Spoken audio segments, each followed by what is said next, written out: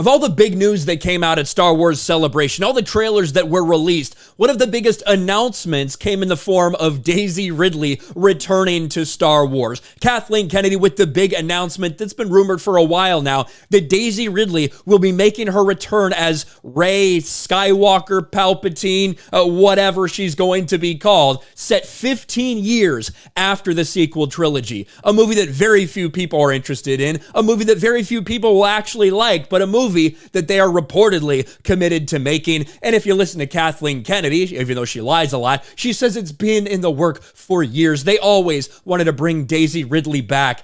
Maybe Daisy really didn't want to come back till she realized she didn't have much more that she could actually do right now.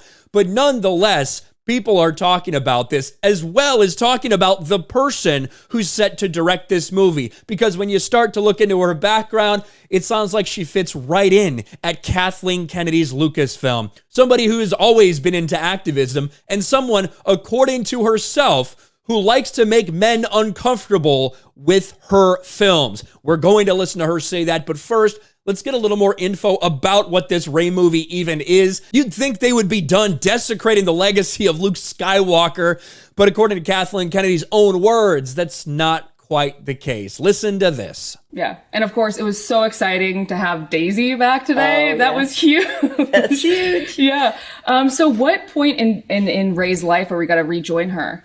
Well, we're 15 years out from Rise of Skywalker. Right. So we're kind of post-war, post-First Order, and the Jedi are in disarray. And there's a lot of discussion around who are the Jedi, what are they doing, what's the state of the galaxy. And she's attempting to rebuild the Jedi Order based on the books, based on what she promised Luke.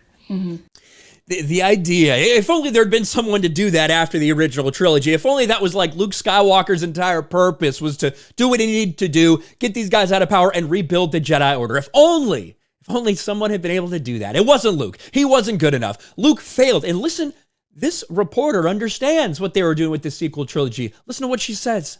So that's where we're going. Yeah, and you mentioned Luke, and I think he almost seemed like almost a cautionary tale in the most recent trilogy.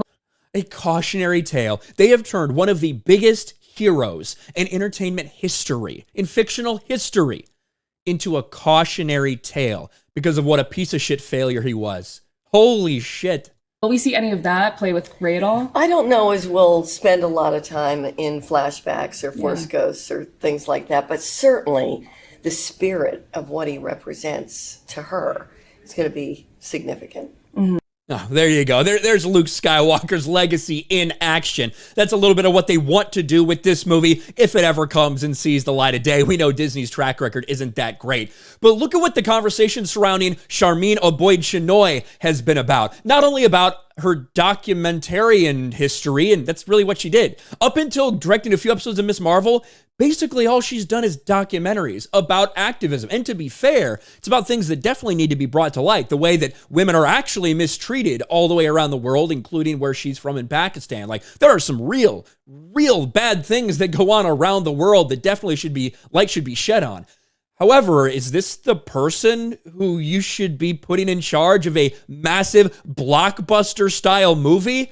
A lot of people are questioning that, unless all you care about is the color of their skin and their genitals. New Star Wars director will bring balance and representation to the Force. Charmin Oboid-Chinoy is set to become both the first woman and person of color to helm a film in the internationally beloved franchise. Journalist and activist Charmin Oboid-Chinoy is making a giant leap into feature films.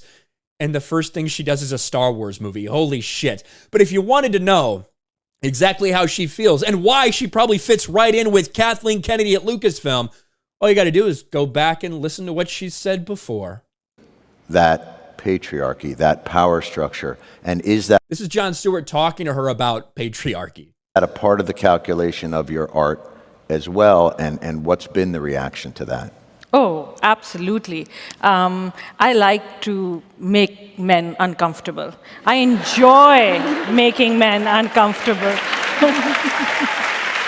Slay Queen.